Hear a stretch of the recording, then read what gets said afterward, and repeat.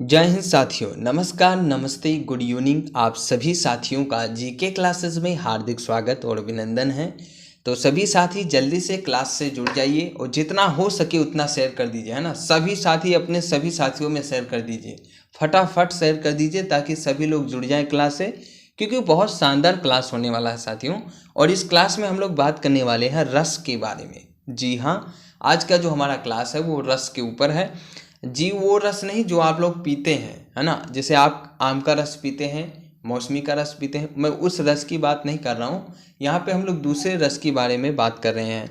हालांकि उसमें भी पीने में आनंद आता है आपको, और इस रस में आपको पढ़ने में भी आनंद आएगा। ठीक है, तो यहाँ पे हम लोग बात आनंद की ही करने वाले हैं। तो चलिए जल्दी से आप लोग जुड़ जाइए और क्लास की शुरुआत करें। उससे पहले एक बार पुनः आप सभी साथियों से निवेदन है कि जल्दी से आप लोग चैनल को सब्सक्राइब कर लीजिए। जो भी साथी नए हैं, सबसे पहले आप चैनल को सब्सक्राइब कर लीजिए, ठीक है। बेल आइकन को प्रेस कर दीजिए ताकि न्यू और लेटेस्ट अपडेट आपको समय के अनुसार मिलता रहे। क्लास पसंद आती है तो लाइक करें, अपने सभी साथियों में शेयर करें, और कमेंट बॉक्स में कमेंट करके ज़रूर बताइए कि क्लास आपको कैसा लगा, ठीक है। अगर आपको क्लास नहीं भी पसंद आता है तो आप ज़रूर डिसलाइक कर सकते हैं, फिर भी आपका स्वागत है। लेकिन इसके साथ आप कमेंट बॉक्स में ज़रूर बताइए कि आपको क्लास क्यों पसंद नहीं आया। जब आप बताएंगे तब हम और अच्छा करने का प्रयास करेंगे।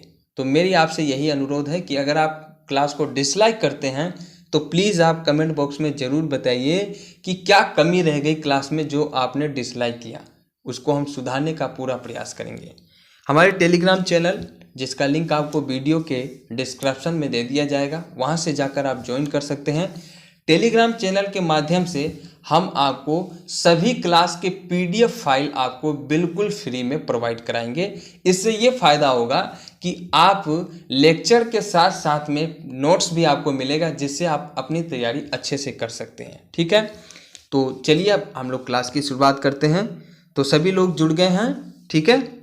तो आज की इस क्लास में हम लोग बात करने वाले हैं रस के बारे में, ठीक है।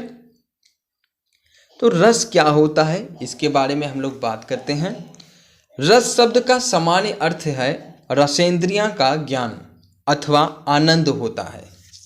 अन्य शब्दों में इंद्रियां भोग से लेकर आत्मानुभूति तक प्रत्येक प्रकार की सुखानुभूति को रस कहा जाता है। अर्थात काव्य को पढ़ने या सुनने से जिस आनंद की अनुभूति होती है उसे रस कहा जाता है। आपने हिंदी साहित्य में काव्य और गद्य खंड सुना होगा। उसमें हम लोगों ने काव्य के बारे में बात किया है कि जब आप लोग काव्य में जैसे कोई कविता पढ़ते हैं आप लोग, तो जब उसको पढ़ते हैं या उसको सुनते हैं तो आपको आनंद की अनुभूति होती है, और ये आनंद कई प्रकार के होते हैं, उसके बारे में हम लोग आगे बात करेंगे। तो इस आनंद की अनुभूति को ही हम लोग रस कहते हैं। क्या कहते हैं? रस कहते हैं। रस को काव्य की आत्मा या प्राण तत्व माना जाता है। जो रस है इसे काव्य की आत्मा या प्राण तत्व भी माना जाता है। और रस का संबंध जो है आपका ये श्री धातु से माना गया है, जिसका अर्थ होता है बहता। अर्थात जो भाव हमारे हृदय में बहता है कविता पढ़ने या सुनने के बाद में, उस भाव को ही हम लोग रस कहते हैं। और ये भाव आपके कई प्रकार के होते हैं, जैसा मैंने कहा आगे उनके बारे में हम लोग विस्तार से बात करने वाले हैं। तो साथियों, सबसे पहले हम यही बात कर रहे हैं कि रस क्या होता है। तो रस का सामान्य अर्थ मैंने आपको बताया, रसेंद्रियां या फिर आनंद होता है। और काव्य को पढ़ने या सुनने से जिस आनंद की अनुभूति होती है उसे ही हम लोग रस कहते हैं। इस प्रकार रस का मुख्य अर्थ क्या हुआ? आनंद हुआ। क्या हुआ? आनंद हुआ, ठीक है।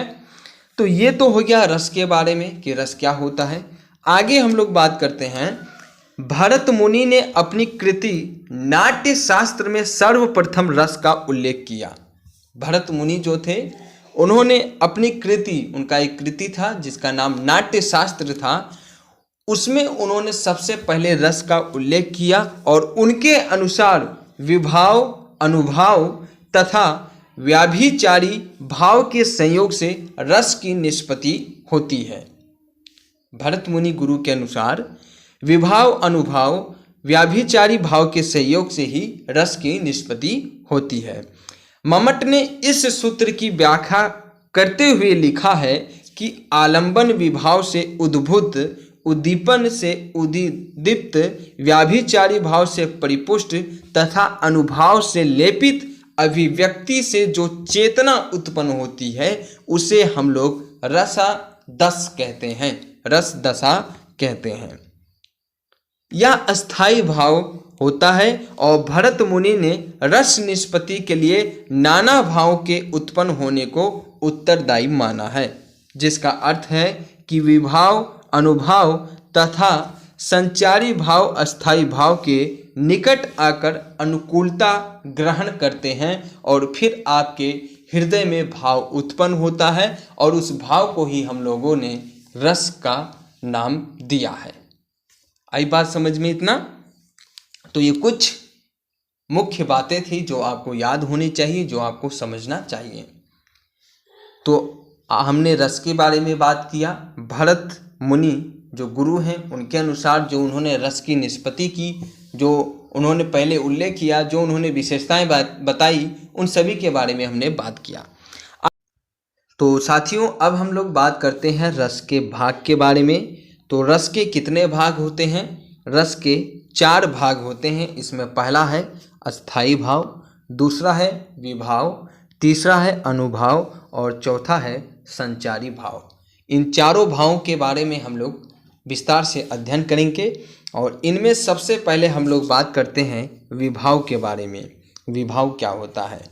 तो साथियों जो व्यक्ति पदार्थों या बाह्य विकार किसी अन्य व्यक्ति में भावोद्रेक उत्पन्न करता है उन कारणों को विभाव कहा जाता है, अर्थात अस्थाई भावों के उद्बोधक कारणों को विभाव कहते हैं।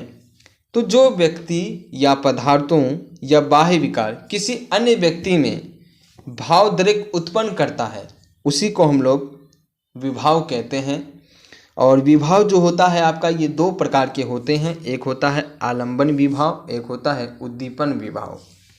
आलंबन विभाव की बात किया जाए तो जिसका सहारा या आलंबन पाकर अस्थाई भाव जागते हैं उसे हम लोग आलंबन विभाव कहते हैं। और ये भी आपके 2 प्रकार के होते हैं। इसमें पहला है आपका आश्रय आलंबन, जिसके प्रति आपके भाव उत्पन्न हो, और एक है विषय आलंबन, विषय आलंबन, जिसके कारण आपके हृदय में भाव उत्पन्न हो। ठीक है, तो आलंबन विभाव आपके 2 प्रकार के होते हैं।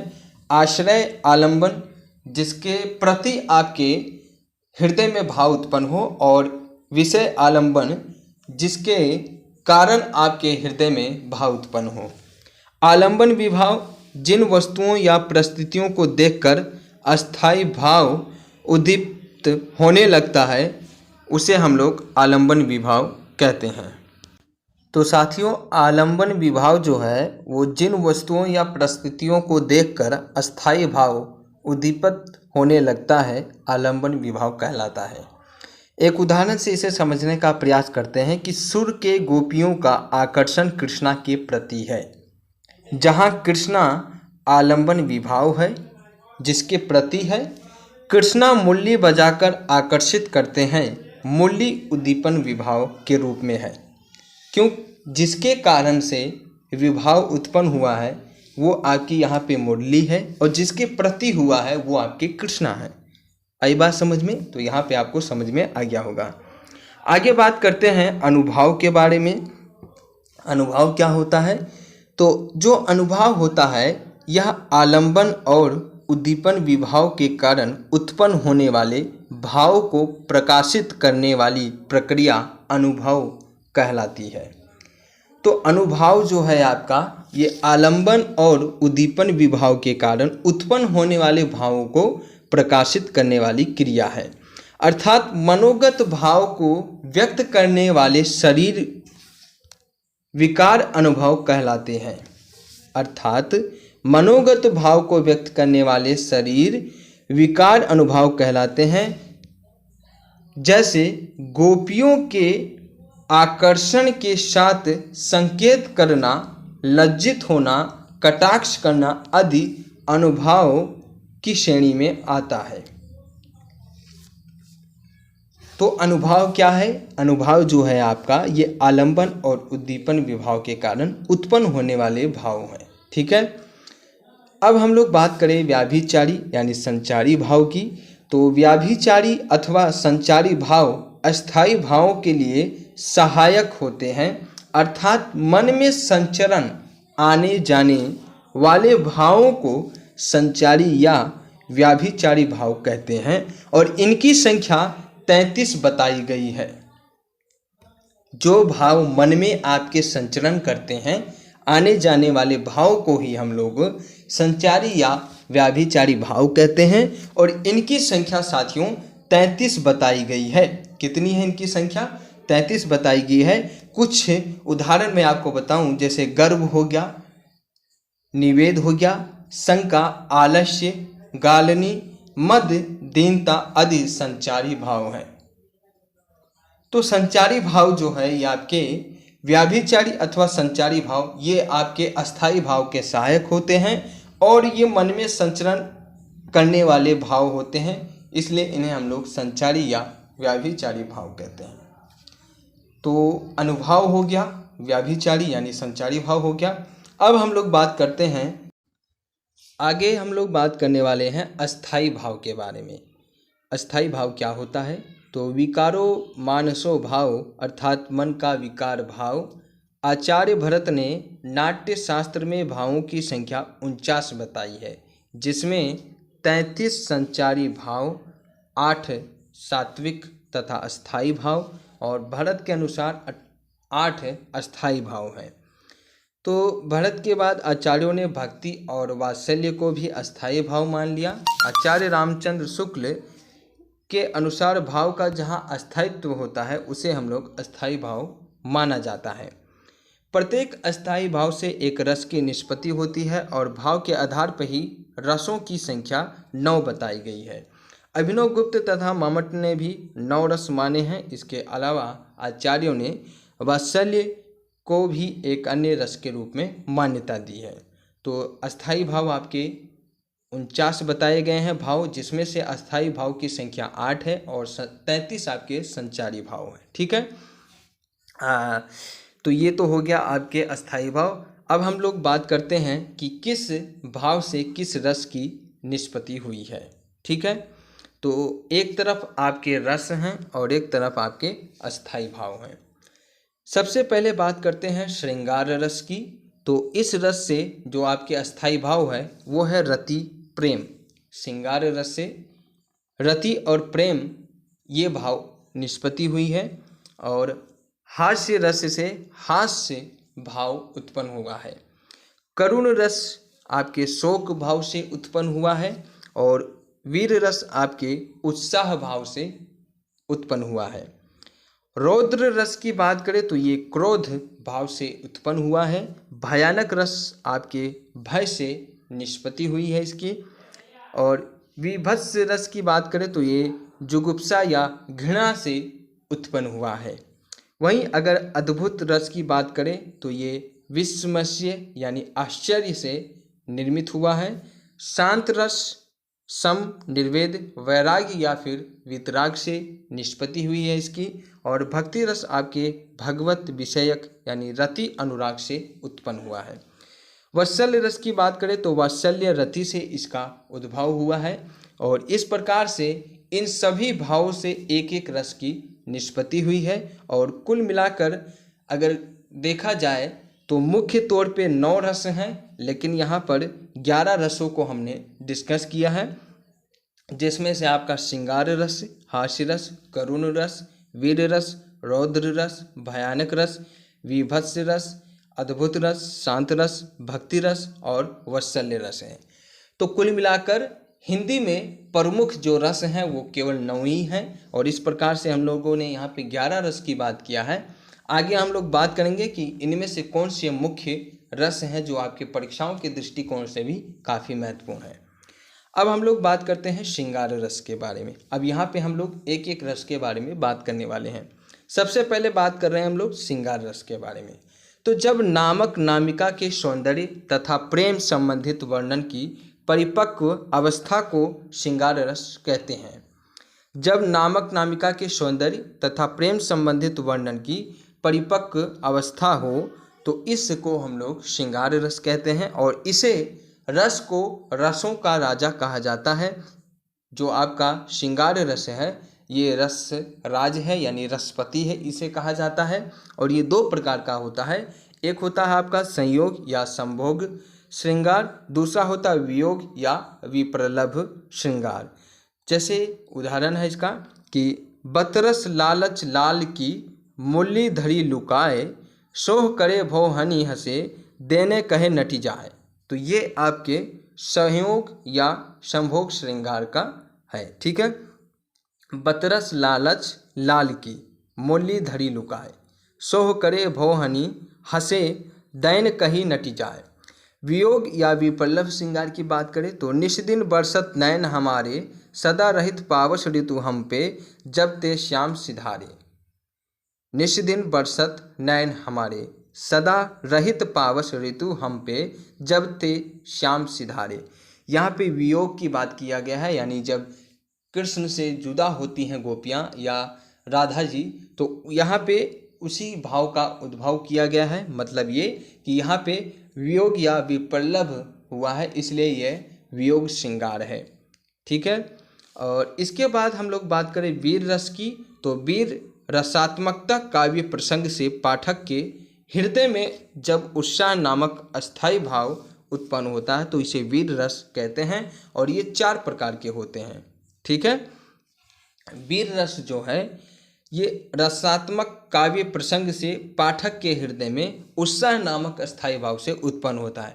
मतलब ये कि इस प्रकार के रस में हमारे अंदर उत्साह उत्पन्न हो जाता है, हमारे हृदय में उत्साह उत्पन्न हो जाता है, जोश आ जाता है, नई उमंग आ जाती है। तो ये आपका वीर रस होता है।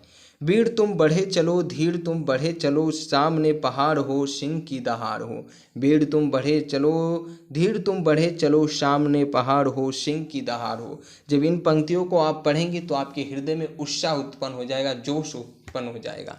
तो ये आपका वीर रस है। आगे बात करें हास्य रस की। तो जहाँ सहृदय के हृदय में हास्य भाव की उत्पत्ति होती है वहाँ आपका हास्य रस होता है। जहाँ सहृदय के हृदय में हास्य भाव की, है ना, मतलब ऐसा कि इस रस में क्या होता है कि अगर आप किसी पंक्तियों को या किसी कविता को पढ़ते हैं तो आपके हृदय में हंसी उत्पन्न हो जाती है, आप हंसने का मन करता है, आपको हंसी आती है। तो ये आपका हास्य रस होता है। जैसे तंबूरा ले मंच पर बैठे प्रेम प्रताप, साज मिले 15 मिनट घंटा भर आलाप। इस पंक्ति को पढ़ के भी आपको कुछ हंसी आई होगी। तो इसमें कहा गया है कि तंबूरा ले मंच पर बैठे प्रेम प्रताप, साज मिले 15 मिनट और घंटा भर आलाप।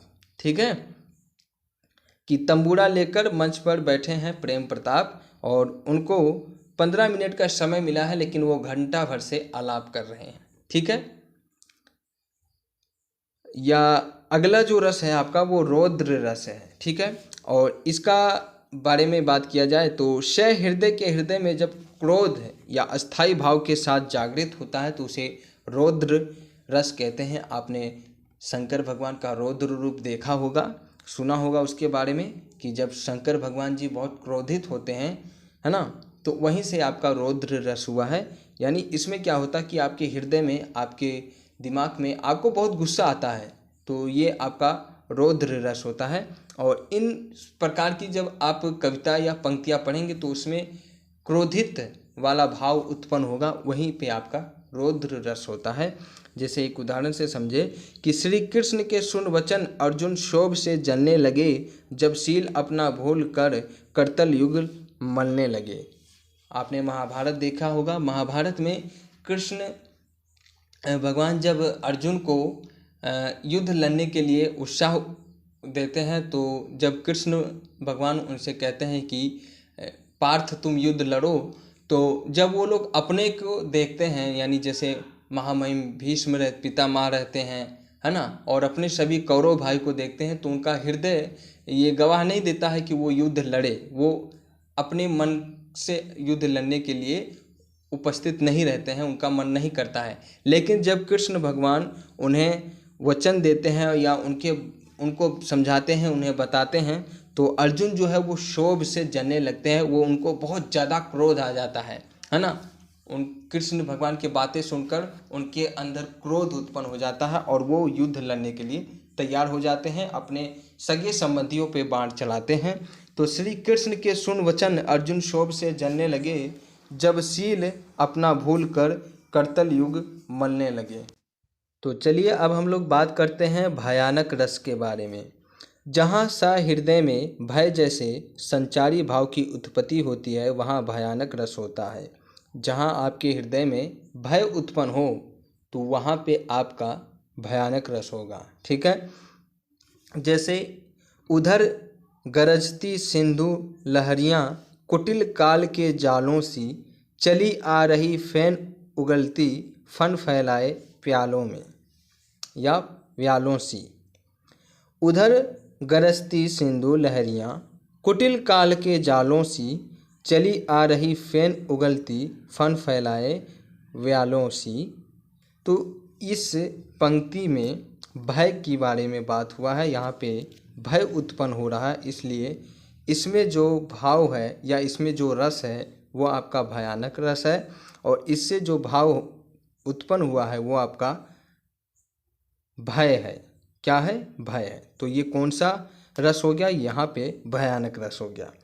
अगला बात करें करुण रस की, तो जिस प्रसंग में सहृदय में शोक भाव के साथ करुणा की उत्पत्ति होती है वहाँ करुण रस होता है। यहाँ पे अगर हृदय में शोक दुख की भाव उत्पन्न हो या करुणा हो तो वहाँ पे हम लोग करुण रस का प्रयोग करते हैं। यहाँ पे करुण रस होता है। शोक बिगल सब रोही रानी, रिपुशील बलु तेज बखानी, करही विलाप अनेक प्रकारा, पड़ रही भूमि तल बरही बारा। शोक बिकल सब रोही रानी, रिपुशीलु बलु तेज बखानी, करही विलाप अनेक प्रकारा, पारही भूमि तल बरही बारा। तो यहाँ पे शोक भाव उत्पन्न हो रहा है, करुणा की उत्पत्ति हो रही है, इसलिए इस पंक्ति में करुण रस है। इसमें कौन सा रस है? इसमें करुण रस है। विभत्स रस की बात करें तो विभत्स रस जब किसी हृदय में घृणा भाव की उत्पत्ति हो तब वहाँ पे विभत्स रस की उत्पत्ति होती है। घृणा यहाँ पे भाव उत्पन्न होगा। सिर पर बैठही काग, आँख दऊ खात निकारत, खींचत जीवहि श्यार अतिही आनंद उड़ धारत।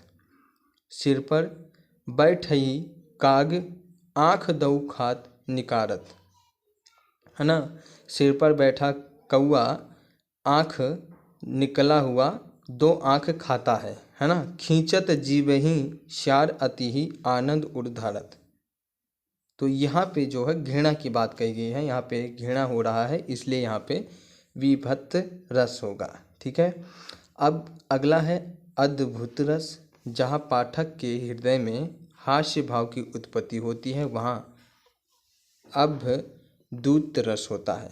अद्भुत रस होता है यहाँ पे, क्योंकि यहाँ पे हृदय में हास्य भाव की उत्पत्ति होती है।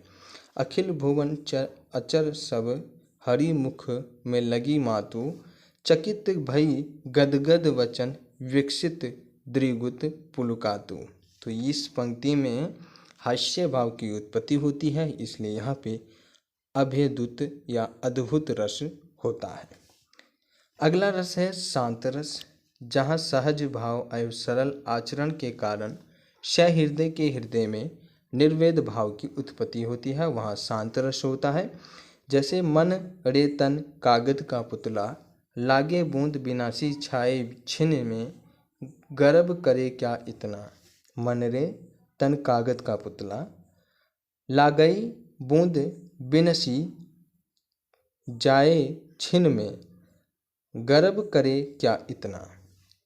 तो यहाँ पे सरल आचरण के कारण क्षय हृदय के हृदय में निर्वेद भाव की उत्पत्ति होती है, इसलिए यहाँ पे शांत रस होता है और इस पंक्ति में शांत रस है। अगला रस है आपका भक्ति रस। भक्ति रस, इसमें जहाँ ईश्वरीय प्रेम की उत्पत्ति होती है वहाँ भक्ति रस होता है। मतलब ये कि जहाँ पे ईश्वरीय प्रेम की बात करी जाए या ईश्वरीय से संबंधित भाव प्रेम आपके हृदय में उत्पन्न हो वहाँ भक्ति रस होगा। जैसे राम जपू बावरे, घोर भव नीर निधि नाम निज नावरे। राम जपू बावरे, घोर भव नीर निधि नाम निज नावरे। तो यहाँ पे आपका भक्ति रस होगा। अगला रस है आपका वत्सल रस, और वत्सल रस में ममता के भाव को दर्शाया जाता है। यहाँ पे माँ के जो ममता होती है उसके प्रति यहाँ पे भाव उत्पन्न होता है, और इस प्रकार के रस को हम लोग वत्सल रस कहते हैं। किलकत कान्हा घुट रुवन आवत, मणिमय कनक नंद के आंगन, बिंब पकड़िए धावत। तो यहाँ पे कान्हा के बचपन के बारे में बात किया गया है कि कान्हा जो है वो घुटनों के बल आते हैं, और मणिमन कनक नंद, जो नंद हैं, नंद बाबा जो हैं वो मणिमन आनंद होते हैं उन्हें देखकर। इस प्रकार तो यहाँ पे ममता के भाव को दर्शाया गया है, यानी यहाँ पे ममता भाव उत्पन्न हुआ है, इसलिए इस पंक्ति में जो रस होगा वो आपका वत्सल रस होगा। ठीक है, तो इस प्रकार से साथियों हमने सभी रसों के बारे में विस्तार से बात किया है, और अब कुछ मुख्य बातें जान लेते हैं। तो श्रृंगार रस को हम लोग रसराज या रसपति कहा जाता है, और नाटक में 8 ही रस माने जाते हैं, क्योंकि वहाँ शांत को रस में नहीं गिना जाता है। भरत मुनि ने रसों की संख्या 8 माना है, परंतु आचार्य अभिनव गुप्त, जिनका 950 से 1020 ईस्वी, इन्होंने नवम अपि शांतो रस कहकर 9 रसों को काव्य में स्वीकार किया है। तो इस प्रकार से हमारे काव्य में 9 रस हो जाते हैं, और श्रृंगार रस के व्यापक दायरे में वत्सल रस व भक्ति रस आ जाते हैं, इसलिए रसों की संख्या 9 ही माना जाता है। ठीक है, तो साथियों आज की इस क्लास में हमने रस के बारे में विस्तार से बात किया। रस के अस्थायी भाव, रस और विभाव अनुभाव, इन सभी के बारे में विस्तार से बात किया। तो आई होप आपको आज की यह क्लास पसंद आई होगी, और काफ़ी सारी चीज़ें समझने का प्रयास किया होगा आप लोगों ने, और काफ़ी सारी नई चीज़ें आपको आज पता लगी होगी। तो साथियों ये क्लास आपको कैसा लगा कमेंट बॉक्स में कमेंट करके ज़रूर बताइएगा, और क्लास अगर आपको पसंद आती है तो लाइक कीजिएगा, अपने सभी साथियों में शेयर कीजिएगा। अगर आप लोग चैनल पे नए हैं तो चैनल को ज़रूर सब्सक्राइब कीजिएगा। ठीक है, तो चलिए फिर मिलते हैं अगली क्लास में। तब तक के लिए आप अपना ख्याल रखिए, और आपका बहुत बहुत धन्यवाद साथियों। अपना स्नेह और प्यार इसी तरह हम पे बनाए रखिए। Thank you very much. जय हिंद, जय भारत।